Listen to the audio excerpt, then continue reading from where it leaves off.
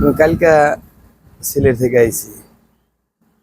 এখন সকালে এসে এখান থেকে অপেক্ষা করতেছি, এখনো তেল পাই নাই। যদি তেল পাই তাহলে আমার কালকে রিজার্ভ আছে, সিলেট যাব একমি কোম্পানি থেকে 3 দিন কর সফরে। এখন তো বলতেছে তেলের কথা জিজ্ঞেস করলাম, কয় আমি 2-3 দিন ধরে তেল দিই না।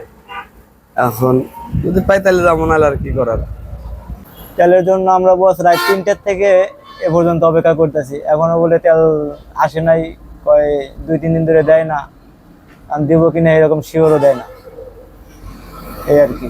আর আমরা তো আশায় বয়ে রয়েছি। যা বললো আপনার 300 ফিট রূপগঞ্জ। মানিকগঞ্জ থেকে আসার পথে আমার হোন্ডা বন্ধ হয়ে গেছে।